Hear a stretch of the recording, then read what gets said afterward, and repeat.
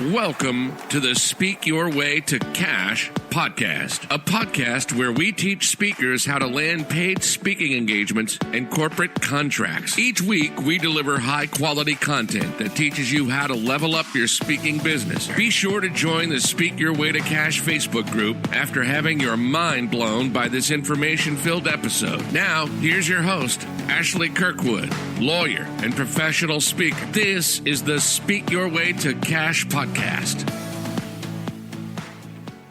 Hello, welcome back to the Speak Your Way to Cash podcast. It is Ashley Kirkwood, and I'm honored to have with us today Suzanne. She's going to explain to us her speaking career, how it has evolved over the years, and how she got her start in this industry. Suzanne, thank you so much for being with us today. Welcome to Speak Your Way to Cash. Thanks for having me. Excited to be here. Absolutely. So tell us a little bit about the business that you have currently and how you got started in the speaking industry. Sure. I have a Inc. 500, fastest growing company in America business. This is our 12th year in business. I have a New York Times bestselling book called The Way You Do Anything is the Way You Do Everything. And about 70 to 80% of our revenue within our business, which has multiple coaching programs. It has digital online products. It has some done-for-you services. It has some agency-like services. Comes from some form of speaking, whether that speaking is on a live stage, of course, now a virtual stage, if it's coming from a Facebook Live platform, some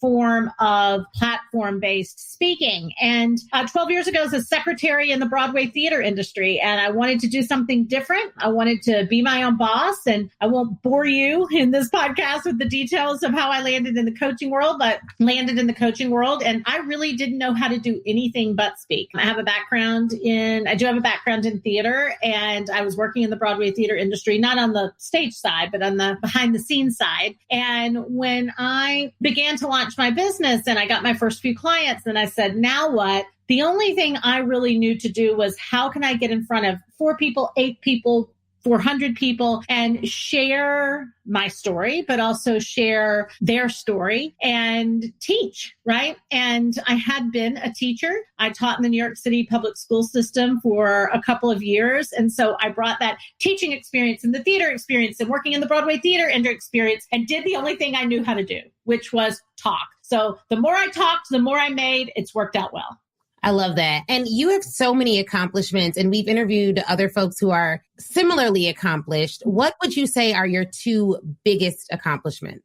Well, we built a business probably faster than most people in the coaching industry. We built a $1 million business in about 2.5 years. And so speed is something I do really, really well. And I'm able to do speed well because I find that most business owners, especially in the teaching space, the speaking space, the coaching space, the expert space, they are very committed to doing what's hot.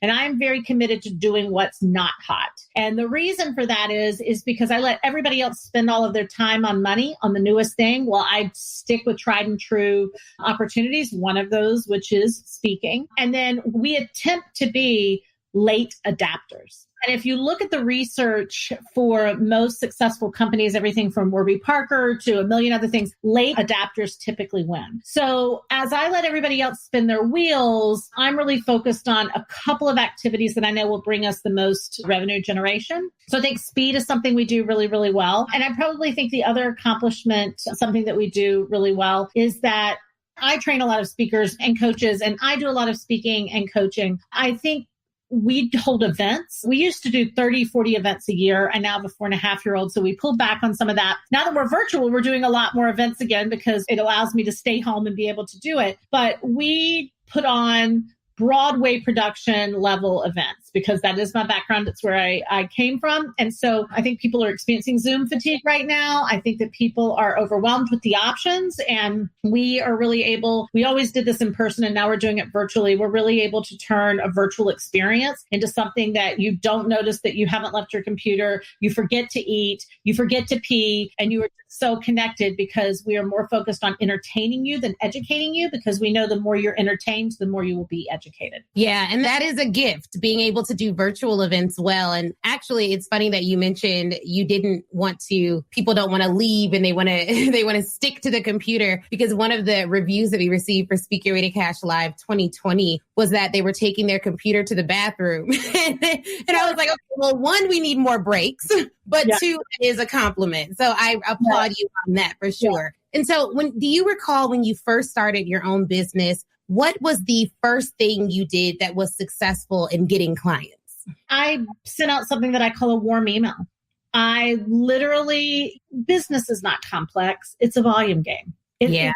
People try to sell you products and programs and services and potions to, here's the secret pill to business. There's no secret pill to business. The worst person at the service can be the most successful if they will play the volume game. Now, that catches up with you at some point. You need to be good at what you good at what you offer. But people try to untangle the complexities of business. It is a simple volume game. So when I came out of the gate, I closed my eyes, I gritted my teeth, I let my embarrassment fly, and I emailed and called every single human I have ever known on the planet, the cousins, the colleagues at work, the people I did theater with in the 3rd grade, high school friends. And I said, I'm doing this thing. Do you know anybody who has this problem? Let me help solve it. And after I did that, then I set up a table in Whole Foods. I went to Whole Foods, total by accident one day, and I said, oh my God, what if I could have a table in Whole Foods? Look how busy this place is. And I went to the manager and I said, I'd like to set up a table and talk about, at that point I was a life coach, and talk about life coaching. And he said, well, we don't do that. And I said, there's a man in the back giving out chicken sausage samples, and you can't do life coaching?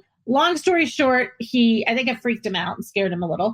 And he let me set up a table. And so for a year, on Sunday afternoons from 2 to 5 o'clock, I had a table between the organic tomatoes and bananas in Whole Foods. And I talked to people about life coaching. So why am I successful? I ask more people to work with me than whoever's listening to this. Yeah. Okay, awesome. I love that. I love that story. I love how applicable it is.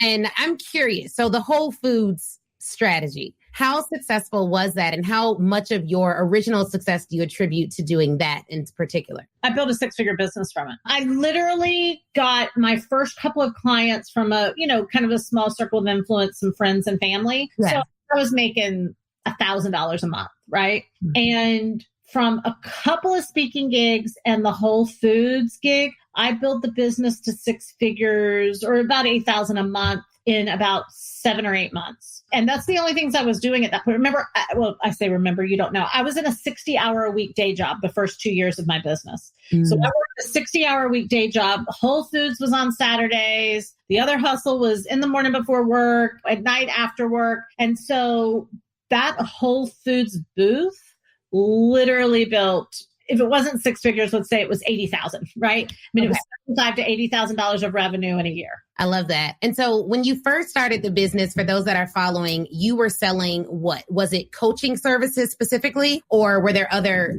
streams of revenue that you had? Private coaching. And my sessions, and I didn't know this at the time, it was not intentional. Former clients have since told me, I would give them choices from 6 a.m. in the morning till 8 a.m. for coaching sessions, or they could do from about 6:30 p.m. till about 10 p.m. And people thought that was so interesting. There was no day sessions available. They thought I was just so booked up. That's all they could get. Mm-hmm. The truth of the matter was I was in a day job, and I wasn't not being honest about that. I just would send out a link, and that's what it was. And years later, people were like, do you know? We were like, oh my God, I want to be as busy as she was. And my point in telling you this is people get all tripped up on stuff. They're like, I can't build my business because I have a day job. I can't build my business because I don't have a bachelor's degree. I can't build my business because my husband has green hair. I can't build my business because I have kids. If you want to do something, you'll find a reason. If you don't want to do something, you'll find an excuse. Yeah. And I like that you talked about not only did you have a day job, but you had a demanding day job. And there is a difference, because one of the things that I hear a lot in working with a lot of particularly Black women speakers who are doctors, lawyers, accountants, engineers, is like, do you understand that I don't have a 9 to 5? I have a 9 to 10. I have a 9 to 9 p.m. And so I understand that coming from a corporate litigation background, it wasn't ever a 9 to 5. So I appreciate you saying that, and then talking about how you were able to still build your business. So that's incredible. And when did, or how did you utilize speaking as a stream of revenue in your business? And when did that come into play? So it came into play pretty soon but I couldn't do a lot of it because I was in the day job. Right, so right. I had to book things that were at night or weekends. And I was living in New York City at the time. Have you ever tried to get out of New York City in any way?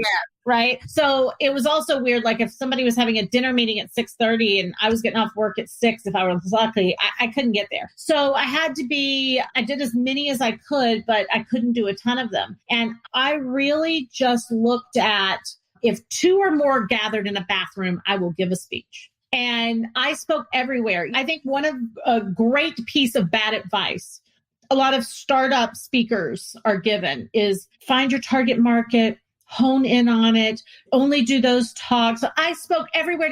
People would say, but this is a group of men plumbers who are just, I'd be like, I got a speech for them. And I would reinvent the wheel every time I gave a talk. Now, is that a long-term strategy? No. But is it a short-term strategy? Yes, because you can't be a good speaker if you're not speaking. And you need to give a lot of bad speeches to poopy audiences to get good. So I would go and give the speech where people were falling asleep in their mashed potatoes. I would give the speech where they said there were going to be 30 people and only 4 people would show up. I would give the speech, which I'm like, oh, this is a little out of my target market or my zone of knowledge, but I can bring something to them. And I didn't worry about it being perfect. I worried about it getting done. And the more you speak, the better you get. And it's how I developed my storytelling. It's how I developed my, I played a game with someone once and I said, I will tell you every place the audience will laugh in my talk. And if they don't laugh there, you have to give me $100.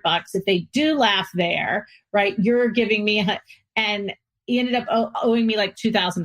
I know my talk so well. I've spoken to so many people. I can anticipate when an audience is going to breathe. And it requires that of you to get good enough to make enough money for this to be, your life's work. And for me, we have a $6 million company and 80% of that revenue is generated off of speaking. I've done a lot of talks, but people think I've done a lot of big, fancy, great talks. I've done a hell of a lot more tiny, insignificant, free, nobody cared talks than I have big, amazing talks that have generated $1 million for me. Yeah. And now I want to back up because there's some people watching who are like, okay, how does this fit into my strategy? When you were doing all of those talks, were you doing those talks to get better as a technical speaker, or was it to get in front of enough people so that you could on the back end sell them coaching services? What was the strategy there? I never spoke anywhere that I couldn't make a free offer, right? So that I wanted to get leads for my coaching. Now, some people would say you can't make an offer. You can always make an offer. People just don't know how to do it in a way that isn't, and now here's my offer, right? So yes, so it was both, because I also knew this. I would never get the bigger stages where I could make an offer to 100 people or 300 people until I got really good at making an offer to 20 people, right? So It was a combination, but everywhere I was going, I was offering some sort of call to action that had a free session. I just wanted to talk. I knew if I could get them on the phone, because as you know, it is a ripple effect. It is. People aren't good at closing on the phone and they're going out and speaking and they're like, I'm speaking, but I'm talking to people, but I'm not getting any clients. Well, it's all circular, right? So you've got to get great at speaking, making offers from the stage so you get enough people on the phone that you have enough volume to practice sales so that you get another speaking gig, right? And it just continues to go. Yeah, definitely. And essentially, what it sounds like is you were excellent at, one, you knew your end game. And I think for a lot of people watching, it's hard in the beginning to figure out what is the end game. And there are so many different speaking business models. So one, you speak on stage, you make an offer, and you make your money in the back of the room, or you invite them to have a call. And so you make your money not before getting on stage, but typically after getting on stage and making an offer. And then you have the speakers who are paid $10,000 to $20,000+ to get on the stage. And then you have another business model where you may get paid to get on the stage, but then you also can close 5-6+ figure contracts to do consulting work that backs up the principles that are talked about in your speech. Of those business models, which one were you employing and do you employ most often? Okay, so at this, it's very different what I was doing then and what I do now, right? Right. So what I did then was I did not have a business model. I did not know what I was doing, but here's what I knew, right? I knew that if you spoke to enough people, you would get lucky. Yeah. This is no different than dating, right? If you are desperate to have a girlfriend or boyfriend, you talk to enough people, some miserable person will take you on a date. Right? I mean, and so in the beginning, I didn't really have a tried and true business model. Obviously, I developed that, but I was speaking, offering a free session, converting them into, let me get specific. Here's what I was specifically doing back then. I was offering something that I called a gift certificate. I said, you have a gift certificate for 2 sessions with me. And when they said they wanted one at the event, I actually had little boxes with beautiful bows. So it was very tangible. And so they could get that. In the first session, I can't remember at the time, but I think it was like 45 minutes, but the second was just 15 minutes. I wasn't good enough at sales yet to feel confident just to go in and close the sale. So I did great coaching for 45 minutes. And then 2 days later, or whatever it was, a week later, that last 15, 20-minute session, that was a sales conversation. So that I felt like I was giving enough value and creating enough trust that then I could convert. So that's what I did in the beginning. And of course, now we use a multitude of models. I sell from this. I always say I can't afford to be a keynoter. Like, I simply cannot afford to be a keynoter. The best of the best keynoters. My best friend in the world is Larry Winget. He's one of the most famous keynoters to have ever walked. $35,000 to $50,000 a keynote is what he gets. If you're not a celebrity, if you're not Bill Clinton, if you're not those are the $100,000 keynoters. Your amazing speakers that are in the National Speaking Association Hall of Fame, they're making $15,000 to $40,000 a talk. And so I joke with him all the time and say, I can't afford to be a keynoter because my average talk brings in $125,000, $128,000. And that's from making the offer and selling them back in. And that is no. That's selling from the stage. Selling from the stage. So you're on the stage and you're like, this is what you can do. If you're interested, meet me in the back table. So that's me selling a $2,000 program, a $3,000 program. That's the initial average intake is about $125,000. Over the course of 6 months, our average take from a selling from the stage opportunity will be somewhere in the 500 to 1.2 million range.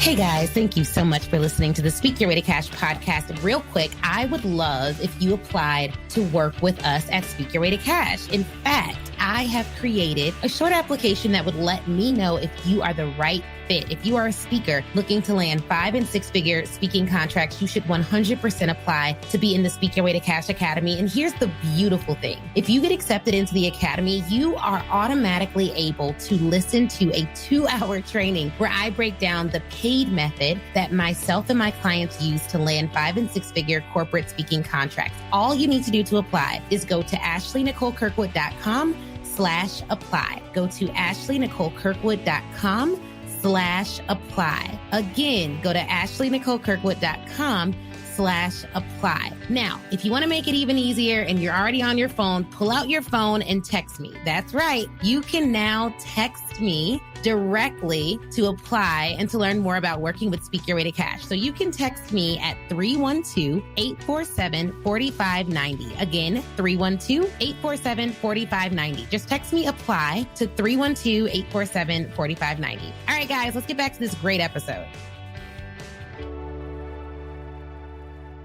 Yep, that makes perfect sense. And we had, for those of you who are avid Speak Your Way to Cash podcast listeners, we don't have too many folks on who talk about this business model, but it's very, very profitable because you use speaking to fuel your back end business and you can close without ever having to necessarily do a sales call, right? So it saves a lot of time. And also you don't have to hire like a whole gang of sales folks to back you up, although you can. But yeah, this is great. So I just want to clarify that for people who are like, hey, what's going on here? How do I get to this money? So yeah, I love that. I love that you broke it. It's just a model.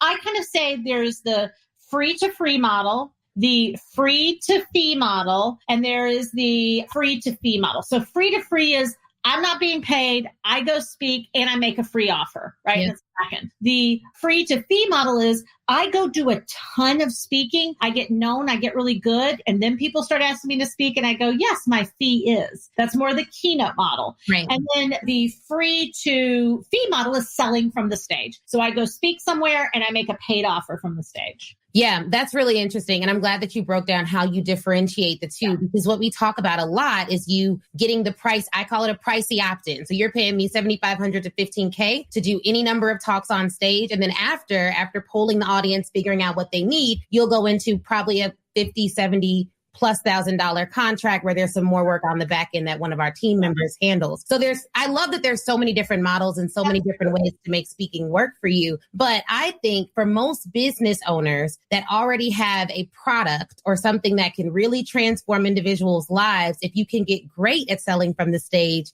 it seems to me like it's a quicker way to make a significant amount of money. In general, speaking in general is fastest path to cash in growing a business across the board, every medium, and so I laugh, right? I laugh at all the digital marketers. We have a $6 million business. I don't have a single funnel running. Yeah. Have I had funnels? Do I have funnels? Could I make one really quick? Yes. But speaking is fastest path to cash. Selling from the stage is an art form, right? It is a skill set. So most people can't come out of the gate selling from the stage. That's why they should go do a lot of talks where they make a free offer, because the better you get, the easier it will be for you to make an offer. But if you can graduate into making an offer, you are not waiting. I don't like to wait on money. Yeah. Right. So I am busy. I am bossy. I am bitchy, and I am expensive. It costs a lot of money to feed Suzanne Evans, right? I am. So I don't like to wait on my money. So I like to go give a talk. I like to offer something of huge value, awesome service, over deliver, wow people, get my money, go home, and buy my shoes. Yeah. At the end of the day. No, that makes so much sense. That's awesome. It's really incredible how using your voice, it builds so much trust. It does. So if you can do that and be funny and witty, and we actually have a comedian coming in to speak to our Speak Your Way to Cash Academy students. And because one, she's masterful at reading an audience, getting them engaged. But I think if you can be funny and it can come off authentic, and it is authentic to who you are, you're going to just soar in your career. So Dan Kennedy, he is one of the grandfather of all marketing and direct response marketing. His partner, Bill, who I actually ended up coaching his daughter for quite a while, and they ran one of the largest no BS marketing and info marketing companies in the world for years before they sold it. Bill said to me at lunch one day, he said, "Do you know how often an audience needs to laugh for someone to buy from you at the end of a talk?" And it was approximately every 16 to 38 seconds in a talk. So you take that in and listen to this comedian, right? Take this in as an audience and recognize people get very tripped out about the funny part because they're like, but I'm not naturally funny. And do I have to go on and tell jokes? And I'm sure your guest will talk about this, but there's so many, you can tell other people's stories, right? Yeah. Tell other people's jokes. There's so many ways to bring humor into talk, self-deprecation. You do not have to be naturally funny. It helps if you are, but you do not have to be naturally funny. There's so many ways to do that, to bring humor to a speech. Yeah, absolutely. And I love that, because I think I have not taken all of the improv classes, but I almost feel like that ratio is the same ratio that comedians use when they're gauging whether or not they're doing a great job with their audiences. And it's incredibly difficult. Yeah, we have a law in my business at Driven Inc. You cannot be a high-end client of ours unless you've gone through 2 to 3 levels of improv, because sales is nothing more than improv. A sales conversation is an improvisational conversation. And if you're great at improv, not everybody will say yes to you. Not everybody should say yes to you. You'll have easier conversations with higher conversions. Way easier. And it's so funny that you say that, because my competition in high school was improv speaking. Yeah. So we would get these random topics and have 1 minute to create 7 to 10 minute speeches, and held the national title, did all of that. And it really does help with sales. And there's so many skills outside of just the hardcore sales skills that you really should have. It all boils down to, how do you connect with people? How do they feel when they talk to you? And are you leading them through a process that they can trust? Or are you so nervous that the value in what you offer can't even come through? Absolutely. Selling from the stage, and also selling one-to-one, it's a dance. And that's why improv is so important. It's like, if somebody switches from the foxtrot to the waltz and you know how to do that, you easily transition. If you don't, you're just stepping on their toes and they want to get off the phone. Yeah. And it's awkward for both people, very awkward. So I really appreciate that. Now, your business has grown since its inception. At what point, or how have you navigated having employees or contractors? At what point did you start expanding your team? Who did you have to become to do that? Because I have found that to be, that is a challenge for a lot of people. Yeah. A couple of things. Our business grew year after year and it just grew larger. We had contractors in the beginning. Now we have about, depending on the season and the year and what we're focused on, we have somewhere between 20, 24 full-time employees. I mean, we say full-time employees, those are matching 401k plans and health benefits and all that good stuff. And then we have quite a few contractors and vendors as well. There's two worlds to come from when it comes to growing a team and leadership. Obviously, I can't do this alone, so it's a no-brainer, but I need to be okay with doing it alone. Let me say that again. If everything blew up and I was doing it myself again, people ask me all the time, Suzanne, 12 years in and all this money you've made and a New York Times bestseller, what if you lost it all tomorrow? I said, well, the little sign that I took to Whole Foods, right? The little sign that I took, I framed it years ago and it sat on my office wall. So if everything went to hell, I'd take that sign and I'd go back to Whole Foods again. And so my point is you have to be humble and you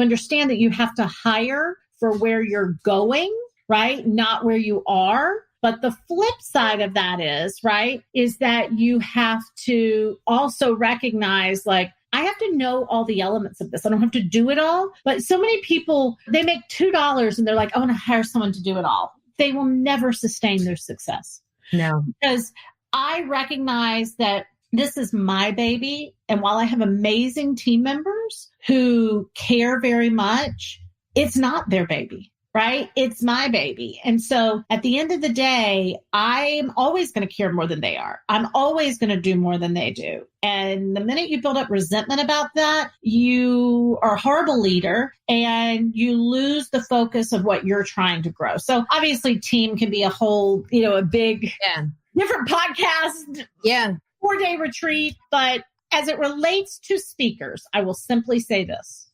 Bruno Mars doesn't move his own piano. Mm-hmm. So somebody's got to get the piano there. Somebody's got to set up the mic. He's got to be really great at what he does and write great music. And he's got to show up and shine. And it would be a lot harder on him if he did it all. But I bet his career started with him carrying his own boombox, right? And doing it himself. So you've got to be able to see both sides of it. Yeah, definitely. And so I know you mentioned in the beginning you didn't have a business model, but somewhere along your career or your business career, you developed a business model, you solidified some of these elements, you've brought on team members. When did you determine, okay, this is, and how far in were you when you were like, all right, let me slow down. This is the business model. These are my streams of revenue. This is how I'm going to set this up for success. When did you get that guiding light? It happened towards that first year, and then it just changed, evolved, developed every year, right? I soon after I made 6 figures, developed an ascension model. I didn't only had a couple of offerings. I think people put together way too many offerings too soon. I had 1 or 2 offerings for the first to $1 million, actually. I had 2 offerings until I hit $1 million. And then, of course, as the business scales, the offers need to scale, the strategy needs to scale. But I think in the beginning, you have to learn to sell. Mm-hmm. It does not matter as much about the business model. It does not matter as much about, this is my 5-year plan. Mm-hmm. Any highly successful person you will ever meet does not focus on a 5-year plan, right? We don't even know if we want to wear the same color underwear 2 months from now, much less what is our life going to be like in 5 years. And so in the beginning, you get really good at sales. Once you get really good at sales, you get really clear about your offerings and some structure and some strategy. Mm-hmm. Then you get really good at leads and then you focus on scaling. Yep. That makes a lot of sense. So this has been an amazing conversation. How can people work with you if they're interested in learning to sell from the stage and getting some of these foundational elements in place? Thank you so much for that. There's a few ways that you can find us. First of all, company is Driven Inc.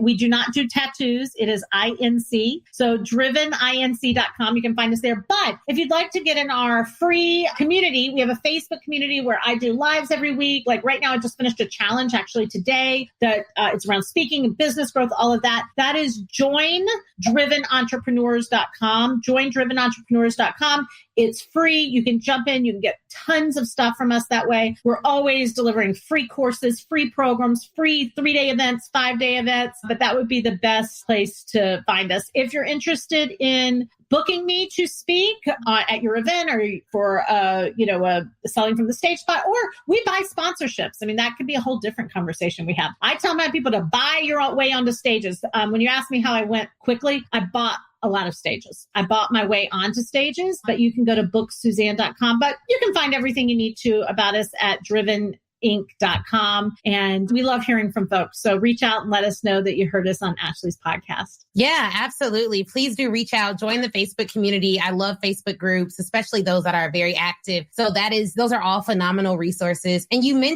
because you mentioned it, I just have to ask. Sure. Buying your way onto stages. How did you identify events that were great opportunities versus those that probably weren't? Well, now I know. I didn't know then, to be honest. So you kind of have to have some trial and error. But just a really quick story. The first stage I ever bought was a $50,000 purchase. $50,000 stage opportunity. And I was still in that day job and I had saved $40,000 to leave the day job. And I was like, this opportunity is $50,000. It's all I have to my name. Plus I don't even have the other 10, right? I'm going to have to hustle and make it up. And I bought that stage opportunity. And anyway, it's a long story, but I was there. My wife looked at me because there were 3 other people who bought it, who basically sold almost nothing from their spot. And she looked at me and she said, you have ruined us. She's like, this is all we have. We've maxed every credit card. You've ruined us and you've done this. And I heard this somewhere, in a seminar I went to, and I didn't know what else to say because I wanted to burst out into tears is what I really wanted to do. I looked at her, I said, there are no non-selling stages, only non-selling speakers. And then I took the stage. I did not believe that, but I said it to shut her up. And we closed from that. I sold a $3,500 program and we sold about 25 units of it or something. So I made about $80,000 in that moment. So made my revenue back plus the $30,000. And then my 3-day event, my very first 3-day event was about 6 months after that. And we offered a ticket to those people, came, and from those 30 sales, 15 of them bought a $27,000 package from us. And so over the course of a 3-year time frame, we tracked it. And from that $50,000 investment, we did about $2.4 million. That is amazing. So we love to buy stages. It's our favorite way to operate. You know why? It's clean, right? Let me pay you for the opportunity to get in front of your people. You make money. It's my job to perform. It's your job to put people in the room. It's my job to perform. I take my money. I go home. You take your money. You go home. And we are all happy. Yep. I love that. I love that you were able to shed light into that for sure. No, this has been incredible. I really appreciate your time. And remind us one more time which website they should be going to. I know I have driveninc.com, but you also mentioned the area where if you want to join our free community, which is just awesome content and opportunity, you can go to joindrivenentrepreneurs.com. So it's joindrivenentrepreneurs.com. Awesome. And I'll be sure to link to everything in the podcast that you all get all that great information. But thank you so much, Suzanne Evans. I appreciate your time. I know you're very busy, but this has been an incredible conversation. And I hope that everyone in the Speak Your Way to Cash community reaches out. For those of you who are joining us, you're in the community, you know that we're gearing up for our annual Speak Your Way to Cash Live 2021. So I cannot wait to see all of you there virtually. And so it's going to be an incredible experience. So if you're looking for information on that, just go to ashleynicolekirkwood.com/SYWTC live 2021. And I'll be sure to link to that as well. But thank you guys again for listening to the Speak Your Way to Cash podcast. I will be talking to you all soon. All right. Wasn't that interview amazing? If you're anything like me, you have pages full of notes. But here's the thing. Before you head out, I want you to go to facebook.com and join the Speak Your Way to Cash Facebook group. That is where I am. That's where a ton of other speakers are, a ton of other people who listen to the show. We all congregate there and chat. And it's 100% free. Now, if you're ready to take your speaking career to the next level, I have 2 ways for you to do that. One, you can go to ashleynicolekirkwood.com/SYWTC live replay and pick up the live replay. That training is 7 modules, chock full of information. It's crazy. Go over there, read all about it. Or if you want a more personal experience, you already know that you want to be a speaker, you're ready to fully commit, and you want someone to walk you through it and save you tons of time Googling and doing it on your own, then book a VIP day with me. You can go to ashleynicolekirkwood.com Scroll down until you see the VIP Day section and get more information on that there. All right. Thank you guys again for watching. Please do not forget to leave us a review. That is how we keep this train rolling and get some of the best speakers in the world to get on this show. So please, please, please leave a review. Shoot me a message on Facebook or Instagram, and Facebook in the Speaker Way to Cash group, Instagram at the Ashley Nicole Show. And I'd be more than happy to chat with you and say hi. All right, y'all have an awesome, awesome day.